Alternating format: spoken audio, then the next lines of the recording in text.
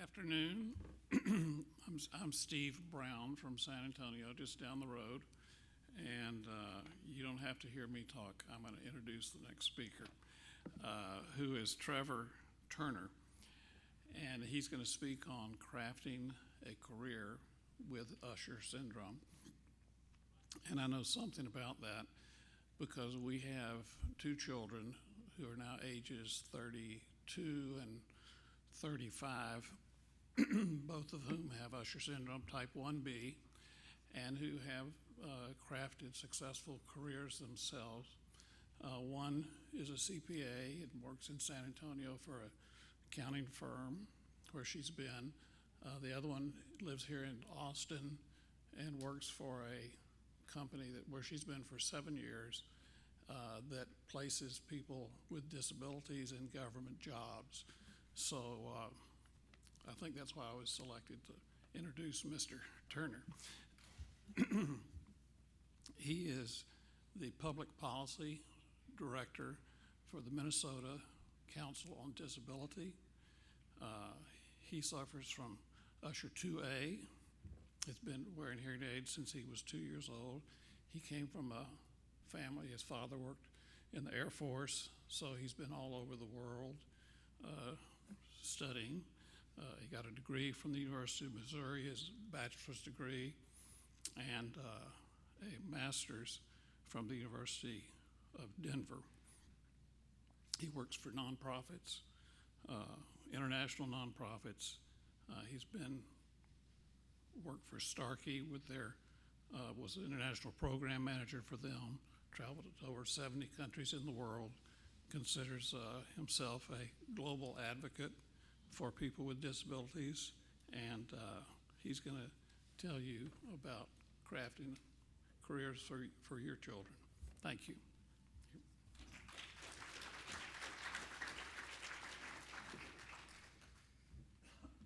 Good afternoon, everyone, and also happy Disability Pride Month.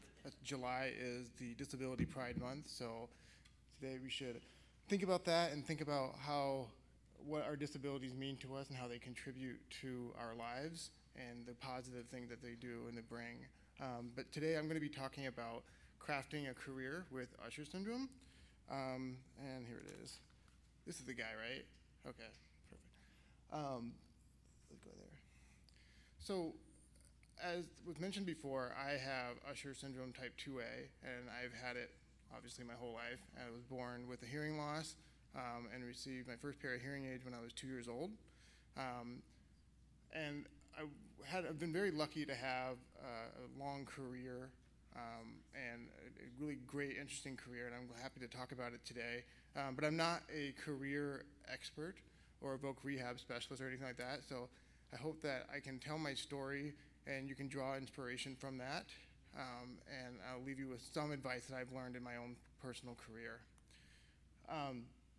So I was born in South Dakota, but as was mentioned before, my dad was in the Air Force, so I grew up all over the world.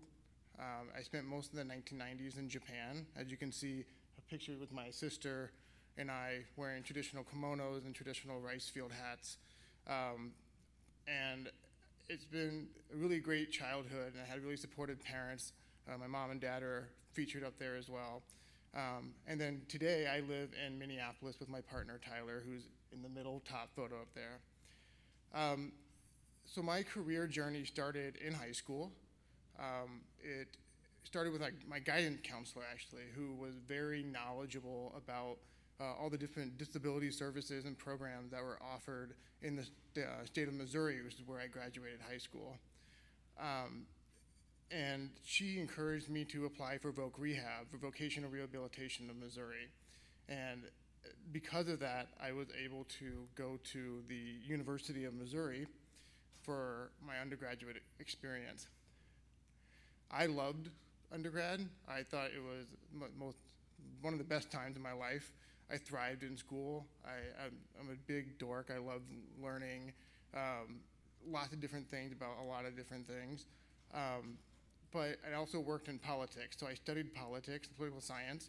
I was very fortunate to have opportunities to work for the Hillary Clinton campaign, the Barack Obama campaign. I also served as the Disability Caucus Chairman for College Democrats of America from 2008 to 2009. And so I really enjoyed that experience. But it was in college when I discovered that I had Usher syndrome. I was 19 years old, a sophomore in college, and I just decided to go to a retina specialist because I said, I'm getting tired of this night blindness thing. That's when I got the diagnosis. And this was in 2007. 2007, there wasn't a lot of resources, and the diagnosis was very scary. And it still is, but at least now we have better resources than at the time. The Usher Syndrome Coalition was yet to be founded for another year. And so it was really hard getting that diagnosis that I was going blind. But I did use that as my motivation to kind of change my career path. And I decided that I wanted to see the world while I literally could still see the world. And so I decided while I was in college to study abroad in Ghana in West Africa and also in Germany as well. And it was because of that I was able to triple major in undergrad. So I graduated with political science, international studies, and German degrees, which then allowed me to apply for a State Department fellowship program. And this program took me to Germany, and I worked in German politics for a year, which was a really cool, amazing program. I got to experience German politics and kind of compare and contrast it to American politics. And they are very different, but similar in a lot of ways too. And so this year-long experience really kind of, gave my career a big boost as far as the opportunities that I was able to have. I decided during that year, trying to decide what my next steps would be. And I decided not to put all my eggs in one basket, so what I did was I applied for a program to teach English in South Korea. I also applied to join the US Peace Corps, and I applied to grad school, hoping that at least one of those would work out. Which turned out all three worked out. I got accepted into all three programs. And I was very fortunate that I was able to defer admission for my grad school experience and my Peace Corps 1 year so I can go teach English in South Korea. So I got to live in a small village just outside of Seoul, South Korea. And I taught English for a year. And it was kind of funny. The principal, when he first met me, saw my hearing aid and was like, do you really speak English? But fortunately, I was able to prove that I do, in fact, speak English, and I'm a very good English speaker. And he really liked me, and I really enjoyed teaching these students and getting that experience. Then after my year in Korea, I moved to Denver to study at the University of Denver to get a master's in international economics. But what I wanted to do there was I actually decided to combine my Peace Corps experience with my master's program. And I did a program called a Master's International Program, Peace Corps Master's International Program. This allows you to do both your Peace Corps service and your master's degree in conjunction with each other. And so I ended up serving in the Peace Corps in Armenia, which is a very mountainous country in the Caucasus of West Asia, Eurasia area. It's a former Soviet Union country, so I got to really experience what it was like to live in a former Soviet country, very different culturally from the US. And I served as a community development volunteer, and I worked with nonprofits in Armenia to make them more sustainable and to grow and that kind of thing. After I finished my master's degree and finished the Peace Corps, I wasn't quite ready to go back to the United States. I was still very motivated that I got to see more of the world while I still can. And so I ended up moving to Rwanda. I actually raised $10,000 just to do fundraising, GoFundMe, my graduation. I used it to raise $10,000. So I did my own kind of Flight for Sight program. But I raised $10,000 to go start a business entrepreneurship program in Rwanda to help marginalized women start their own businesses and to learn computer literacy skills, learn English, and learn how to be entrepreneurs. And you can see there's a few of the women that we worked with, they all started their own businesses, and I'm proud to say that those businesses are still operating today. And so I really enjoyed living there. But I will say, living in some of these more developing countries was a bit tricky with my Usher syndrome. They don't have necessarily the lighting at night. When I was in Rwanda, I actually fell into a sewer. Crazy. I have a lot of funny, night blind and blind stories in some of these countries that I can definitely share later. But, I definitely had to be careful, and I definitely had my mom on the edge of her seat all the time when I was telling her these stories. But I really loved my experience in Rwanda, but there was something missing, and I realized that I didn't feel connected to the work that I was doing, and I didn't really know why. But I was very fortunate that the Starkey Hearing Foundation, which many of you are probably familiar with Starkey because they are America's only hearing aid manufacturing company based here in Minnesota, where I live. But they have a nonprofit foundation, and I actually got to volunteer with them on their mission in Rwanda, and I absolutely loved it. And then I realized the thing that was missing was my ability to empathize with the people that I served. When I was working with these women, some of them were survivors of the genocide in Rwanda in 1994, and they just had very different lives that I could possibly comprehend. And I realized that I needed to be able to empathize with the people I'm working with so that I can be a better public servant. And doing the hearing mission with Starkey, I realized that with these people who are wearing hearing aids, and I wear hearing aids too, this is really great. And so Starkey ended up hiring me to be their international program manager. So I worked for Starkey for almost 5 years. I got to travel all over the world. I worked in 56 countries around the world with Starkey. When I was there to help develop ear and hearing healthcare programs in all the different countries that we worked in. And this was my dream job. Like I said, I was able to empathize with the people that I worked with, and my disability was an asset. I really had spent so much time thinking that my disability was going to be something I had to overcome in my career, but this one, I got to wear my disability as a badge of honor. And so I realized how important that was for my career as well. Unfortunately, the pandemic shut the foundation down. We were unable to work, and with the uncertainty with everything, we weren't able to fundraise, and so we felt that the right decision was to shut everything down so that our team could go pursue other careers, and that included myself. And so I was actually unemployed in 2020 for a few months, and that was really hard, just like 25% of the country at the time. And I really felt like the rug was pulled from underneath me because I had this dream job that I really loved doing, and I really wanted to keep doing something like that. I really wanted to have my disability be an asset, be able to serve and empathize with the people I work with. So I did a lot of networking with different disability organizations. Just started meeting people on Zoom, lots of Zoom calls. I met with people from the ACLU. I met with different disability advocates that had helped pass the ADA. And finally, I was actually able to land a job with the Minnesota Council on Disability as their public policy director, I was very lucky because at the time, many people were struggling to find work, and I was able to find not only a great job, but also a job that was a level up. I went up to a director level position, and so now I get to work with our governor and our state legislature, advising them on different disability issues. And as you can see, these are Zoom calls I've had with the governor of Minnesota and our lieutenant governor and all the different legislators in the state. And I really enjoy this job. Again, now this job my disability is still my asset, and I get to advocate for all disabilities, and really including rare diseases.